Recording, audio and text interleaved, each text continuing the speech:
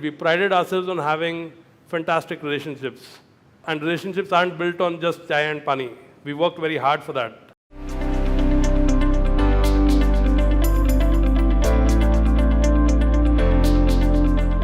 You came back from the US, so you started your career in the US and Sure. other countries. What made you want to come back to India?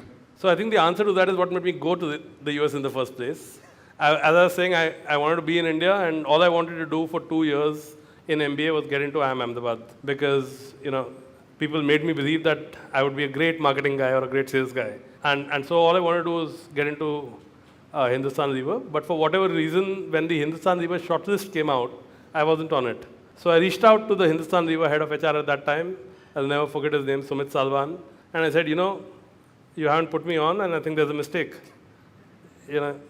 I've got great acads, I've got great extracurriculars. Everybody believes that I should be in HLL. I'm a shoe-in, and you aren't even interviewing me. So he said, no, our process is sacrosanct. We've shortlisted these and we've shortlisted those, and you can't get in. So I said, okay. Around the same time, my closest friend, a girl called Sujata, who works in the US, came back to India, and she told me about this amazing thing, the tech bull run. Another of her friends had bought a Ferrari based on his paper stock options that he had pledged. So he had actually bought a Ferrari. So I was like, yeah, sahi cheez hai. So I started applying in my last sem, I suddenly started applying to all these US companies, tech companies, and the hottest day zero job after the big banks and the consults was a company called I2 Technologies. So I applied there, and they also didn't shortlist me. So if you go back to the last Inside IIM sessions, you'll find a guy called Prashant Mohanraj. Prashant Mohanraj was shortlisted by them. He was ICE Call 7, brilliant guy, also my close friend. So he was shortlisted by them and hired by them. And when they hired him, they said, is there any other good guy? He said, ek aur banda hai, Kenneth Serrao. He's a really good guy. For some reason, nobody's shortlisting him. So they said, call him. So raat ko midnight I was called without an interview. So the fact is that I never got through an interview at IIM Ahmedabad. So I got I2 day zero job by Sifarish. So they said, acha banda hai, take him. So I went to the US I wanted to be in. The irony on that is that when Hindustan Lever actually came on a day one, there was nobody. There were 4 people left on campus. So now Sumit reached out saying, koi nahi hai, you want to interview? So, there was one of my fingers that I showed him at that point in time and said, nahi, main US ja raha hu. So then I went to the US, and I went there and I was there for 2 years.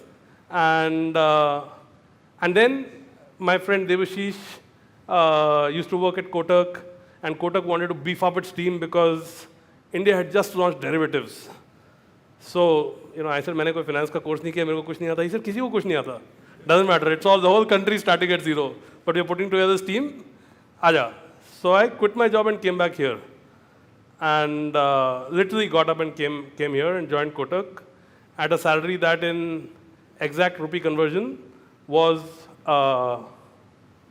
1/30th of my salary in the US. But if you could choose a better moment to come to India, that would be it. I entered India at 973 Nifty. Today the Nifty is at 12,000. So if you could choose 10 years to work in finance in India, those would be it. Again, no pretensions at vision. ये वो मेरा best friend था, वो बोल रहा था, तो मैं आ गया. And also in the tech bull run, I had made a lot of money. So we got I2 stock options at $20. A year later, they were at $240. They said, you have 2 options. Either come up with $20 times 1,000 shares, which is $20,000, and take these shares, or sign here and we'll give you $240,000. Obviously you're going to take the latter. So because we didn't have the money, we had spent all the money. Jo bhi tha, gaadi kharidi thi, party kar diya tha, there was no money. So we signed and took that money.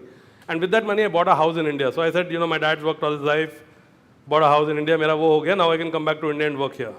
So that was my thought process, and most of my close friends were here. So the most important driver was कि मेरे अच्छे दोस्त यहाँ पे हैं, let's have fun here. And that ended up being like a very good time to come back to India. I was with Kotak, which wasn't even a bank at that point in time. It was with Kotak Securities. Again, accidentally. I didn't know how great Uday Kotak was. I'm not making up any stories. That's just the fact. If it wasn't Kotak and my friend had been at ICICI, I would have joined at ICICI. But the fact was that it was a great boss, it was a great team, and we ended up doing some fantastic things together. A year from there, we celebrated 100 crores in assets as a team, right? It was a big deal that a private securities firm had got 100 crores in assets. So it had taken Kotak 4 years to get to 100 crores in assets. It took them 1 year to get to 1,000 crores in assets from there. Today, a city level RM at Kotak has a quarterly target that is 100 crores. That's how much things have exploded, right? And Kotak is arguably not even the number one wealth firm now. IIFL is probably better.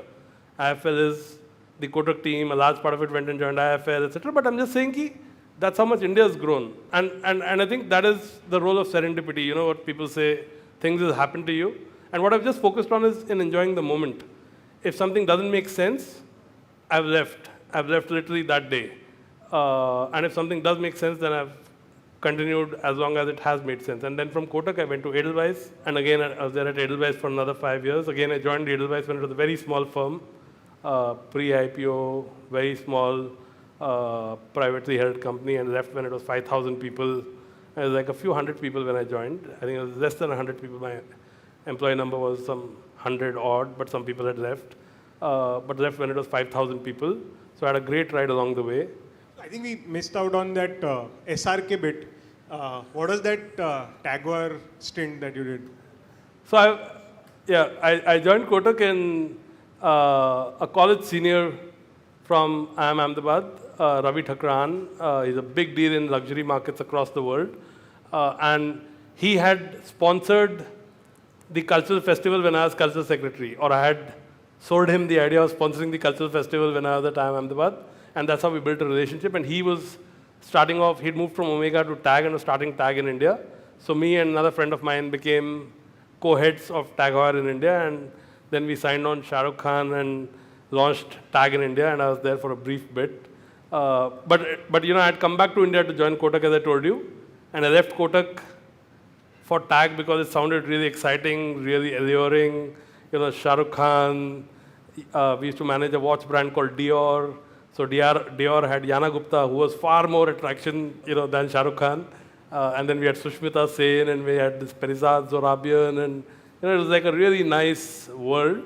So I went there, and then I realized, you know, I don't fit into this world. So I literally left in 6 months. And also because while that was the top line, at the bottom line, it was about going to dealers and saying, "Paisa do." You know, dealers are selling these watches in cash. They could give you money in cash, but they couldn't give you a check worth. I'd come from Kotak where picking up a 1 crore check was a joke. यहाँ पे 10 लाख रुपए लोगों के पास check में नहीं होता था. So it just was a world that I didn't fit in. And so I decided to go back to, I went back to Kotak and said, you know, गलती हो गई, sorry. And they were gracious enough to take me back. But yeah, that was the TAG Heuer stint.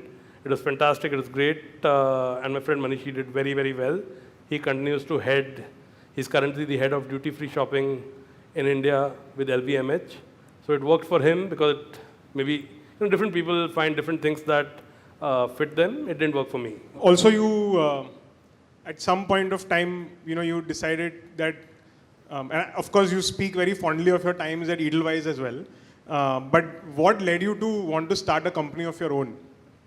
So very simply, I think there was this one moment in IIM Ahmedabad which we all remember. A friend, Sumit, at IIM Ahmedabad, who had come with WorkX, once put his hand up and asked Professor Ravi Chandran, another legendary professor at IIM Ahmedabad, and he put his hand up and said, "Sir, what you're teaching us is not going to be relevant in our lives for a very long time, because we're going to go out and take managerial jobs. We're going to be head of marketing, head of product, head of a division, and what you're teaching us is CEO stuff. And a lot of us aren't going to be CEOs." And I'll never forget what Professor Ravi Chandran said. He said, "I hope you haven't come here with the burning desire to be a middle manager at a multinational company." He said, "I hope you come to IIM Ahmedabad with, you know, more ambition than that." And we had Professor Handa and a bunch of fantastic professors. And I think one of the things that they told us, and it's something that at least I took up, was that don't work for a multinational. Because the head of the India business also is an employee. And he's just looking at his, he's not really looking to build something. He's just looking at his bonus, his. So, you know, again, you're going to meet a lot of people, like he said, we'll contradict ourselves. So it's different opinions. But I think working for Indian firms is a lot tougher, but a lot more gratifying.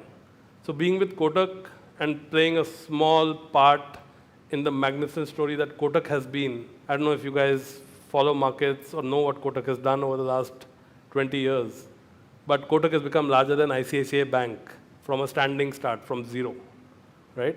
In every respect. It's more profitable, it's better run, it's got larger market cap. Uday Kotak's gone to being the 8th or 7th richest man in India. And I think that experience is fantastic. And we literally built it with our own hands, every single one of us there. Every single year that we were at Kotak, someone came and made us an offer to double, triple, quadruple our salaries from an MNC. Maybe by adverse selection, some people stayed back. Maybe the brightest left. But the guys who stayed back, whoever stayed back however longer, made that much more. And that's just a simple fact, right? If you're in a great place, never leave it. So I think that was great advice, because I was very clear that I wanted to eventually start something of my own, and hence working in a multinational. And TAG, by the way, was the main reason for that job being very non-gratifying, was that we had a 10 crore budget on advertising to achieve 5 crores of top-line sales. It does not take much maths to figure out how to do that, right? You can pretty much deploy your ad budget through a dealer to achieve your sales target. And there's no challenge in that. At Kotak, for example, when we went to clients and we came back to our bosses and said, you know, Citibank is giving our clients stadium tickets. And our boss would say, you know, you should have a relationship that's strong enough that you should tell your clients, sir, aap to har match ke liye jate ho, mere ko de do. And that's actually what all of us did. We prided ourselves on having fantastic relationships. And relationships aren't built on just chai and pani. We worked very hard for that. We spent a lot of time doing research on stocks, which no other sales guy used to do. Sales guys just say what is told to them. But we had views of our own, we had knowledge of our own, we traded our own money. And that is also part of the reason why eventually I ended up on the buy side. Because I was a lot more ambitious than just wanting to be a sales guy. And I ended up on the buy side, and today I'm part of a 3-man team. All of us used to be at Kotak, and all of us now started a small private equity fund, and we invest into Indian consumer businesses. But the idea was always very clear that we wanted to build our own firm in India, and that clarity was there. And hence Kotak to Edelweiss. Edelweiss also, Rashesh and Venkat, pretty much similar story. Started from scratch, have become billionaires now. And I think that's really inspiring. Whereas, you know, being at multinational corporations is a very different experience.